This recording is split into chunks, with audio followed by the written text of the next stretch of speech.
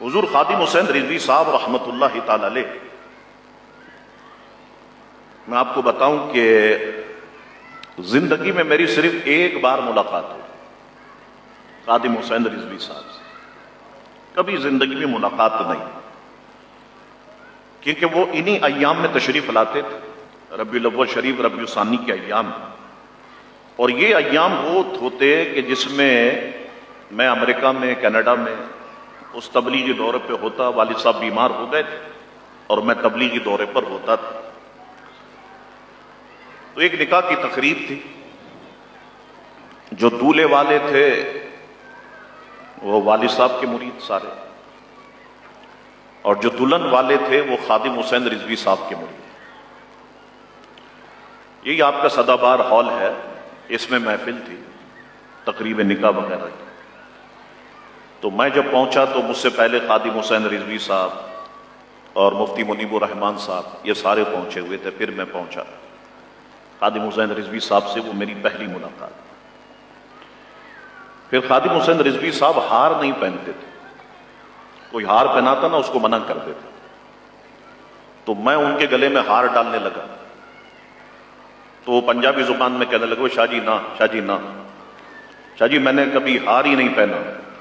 میں نے کہا ہم بھی سید لوگ ہیں، جب تک پہنا نہیں دیں گے ہمیں بھی سکون نہیں ملے گا۔ کہنے لگے اچھا اگر یہ بات ہے تو ٹھیک ہے، تو پھر میں نے خادم حسین رضوی صاحب کے گلے میں جو ہے وہ ہار ڈالا۔ اچھا اب اتنے میں وہ لڑکی والے پریشان تھے، یار ہمارے پیر صاحب بیٹھے ہوئے، اب نکاح پڑھائے گا کون؟ وہ لڑکے والے کہتے شاہ صاحب پڑھائیں گے، لڑکی والے کہتے کہ خادم حسین صاحب پڑھائیں گے۔ تو جب نکاح فارم میرے پاس آیا تو میں نے وہ نکاح فارم خادم حسین رضوی صاحب کی خدمت میں پیش کر دیا۔ میں نے کہا میرے والد نے تربیت یہی کی ہے میری کہ جب بڑا آ جائے تو بس اس کی عزت کرنی، تو آپ ہمارے بزرگ ہیں، بڑے ہیں، آپ نکاح پڑھائیں۔ کہنے لگے نہیں شاہ جی میں نکاح نہیں پڑھاؤں۔ میں نے نہیں، نکاح آپ پڑھائیں گے۔ تو انہوں نے کہا اچھا یہ بتائیں میں خطبہ پہلے پڑھوں یا بعد میں پڑھوں؟ میں نے کہا آپ کی مرضی، آپ پہلے پڑھیں یا بعد میں پڑھیں۔ تو انہوں نے نکاح پڑھایا، پھر خطبہ بھی پڑھا، دعا بھی کری، پھر مجھے مائک دیا اور ہم نے بھی دعا کری۔ پھر ہم 2 سے 2.5 گھنٹے اس ہال میں رہے، خادم حسین رضوی صاحب کے ساتھ کھانا بھی کھایا ہم نے۔ آج کل جب کھانا ہوتا ہے ٹیبل پہ تو ایک وائٹ کپڑا یہ میں نے خادم حسین صاحب کی گود میں رکھا کہ کہیں کپڑے وغیرہ خراب نہ ہو جائیں، یہ سارا کھانا وانا کھایا، بات چیت ہوتی رہی، کچھ امور پر بات چیت ہوتی رہی۔ تو یہ پہلی ملاقات تھی خادم حسین رضوی صاحب سے، ہماری پہلی ملاقات تھی۔ اور 1 مہینے کے بعد پھر مجھے پتا چلا کہ خادم حسین رضوی صاحب کا انتقال ہو گیا۔ آپ سوچے نا کہ 1 مہینے پہلے آپ کی ملاقات ہوئی ہو، بندہ جو ہے بالکل تندرست ہو، چاق و چوبند ہو، اور پھر اچانک آپ کو یہ خبر آ جائے کہ صاحب انتقال ہو گیا۔ تو جس نے میسج کیا میں نے کہا یہ پاگل تو نہیں ہو گیا؟ میں عشاء کی نماز پڑھ رہا تھا، نہیں یہ پاگل ہو گیا، ابھی اس کو میں ڈانٹتا ہوں نماز پڑھنے کے بعد۔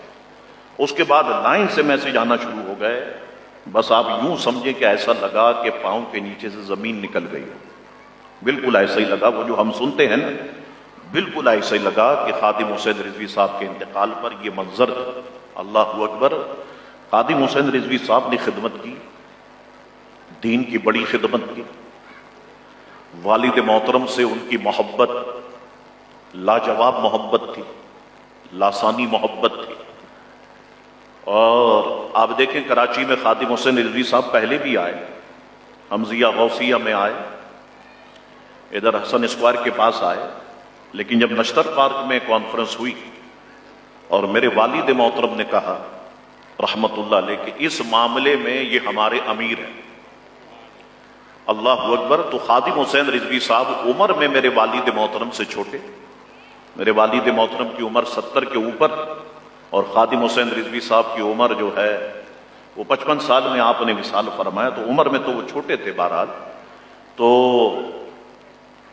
میرے والد محترم کی یہ الفاظ تھے، اور پھر آپ جانتے ہیں کہ کراچی میں ایک ماحول بنا، اور الحمدللہ لوگ خادم حسین رضوی صاحب کے ساتھ دینے کے لیے تیار ہو گئے، اور پھر یہ کاروان بنا، اور یہ پھر کاروان جو ہے وہ چلتا رہا۔ الحمدللہ بڑا کام کیا خادم حسین رضوی صاحب رحمت اللہ علیہ نے۔ ہمارے بزرگوں نے بڑا کام کیا. یہ سوشل میڈیا کا دور ہے تو ابھی کام دکھائی دیتا ہے، ورنہ بزرگوں نے اس دور میں کام کیا جس دور میں یہ سب کچھ نہیں تھا نا. آپ دیکھیں غریب نواز نے کس دور میں کام کیا، نہ ہیلی کاپٹر ہے، نہ جہاز ہے، نہ گاڑیاں ہیں. 90 سے 95 لاکھ ہندوؤں کو مسلمان کیا. آپ کیا اس کو معمولی کام سمجھتے ہیں؟ بہت مشکل کام ہے نا. حضور غوث پاک کا دور ہے، لاؤڈ اسپیکر نہیں ہے، ایکو سسٹم نہیں ہے، تقریر کرتے ہیں تو 70,000 کا مجمع ہوتا ہے اور بغیر اسپیکر کی آواز سب کے کانوں تک برابر پہنچتی ہے. کام کیا حضور داتا صاحب نے، کام کیا علامہ شاہ احمد نورانی صاحب نے، کام کیا والد محترم نے، کام کیا. تو ہمارے سارے بزرگوں نے الحمدللہ ڈٹ کر اور جم کر مسلک حق اہل سنت والجماعت کا کام کیا. اچھا، پھر کام کرنے کا انداز سب کا مختلف ہوتا ہے، بڑا مختلف ہوتا ہے. بعض لوگ دوسرے انداز ذہن رکھتے ہیں کہ ہمیں اس طریقے سے کام کرنا ہے، بعض ذہن رکھتے ہیں کہ ہمیں اس طریقے سے کام کرنا ہے. اچھا، اب جو بدتمیزی آ گئی نا، جس کی میں نے آپ سے کہا کہ ادب سے دور ہو رہے، اب جو دوسرے طریقے سے کام کرنا چاہتا ہے اس کو گالیاں ملتی ہیں تحفے میں، لان تان اس پر تحفے میں ملتی ہے صاحب، کہ جس طرح ہم کام کر رہے ہیں اس طرح سے یہ کام کیوں نہیں کر رہے. میں آپ کو بتاؤں، دین کا کام کرنا بہت مشکل ہوتا جا رہا ہے. اور میری یہ بات لکھ لو آپ، 2023 میں دین کا کام کرنا بہت مشکل بنا دیا جائے. آپ سوچ بھی نہیں سکیں گے کہ دین کا کام کرنا کیا اتنا مشکل ہو گیا اس پاکستان میں، آپ تصور بھی نہیں کر سکتے. تو اس لیے کام تو کرنا ہے، ہر ایک اپنی حکمت عملی کی بنیاد پر کام کرتا ہے، کام تو کرنا ہے ہم سب نے. تو خادم حسین رضوی صاحب رحمت اللہ علیہ نے ڈنکے کی چوٹ پر کام کیا، بڑا پریشر انہوں نے برداشت کیا، لیکن کام وہ کرتے رہے.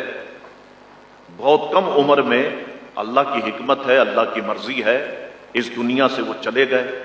یعنی عروج کا سال آپ دیکھیں، پنجاب کے علماء تو انہیں جانتے تھے، ہم تو اتنے واقف نہیں تھے نا. یہ 5 سال جو تھے حضور خادم حسین رضوی صاحب رحمت اللہ علیہ کے، آپ نے قادیانیوں کو لگام ڈالی، آپ نے بے دینوں کو لگام ڈالی، اور ایسی لگام ڈالی کہ ان لوگوں کو خادم حسین رضوی صاحب نے 50 سال پیچھے کر دیا، 50 سال پیچھے کر دیا الحمدللہ.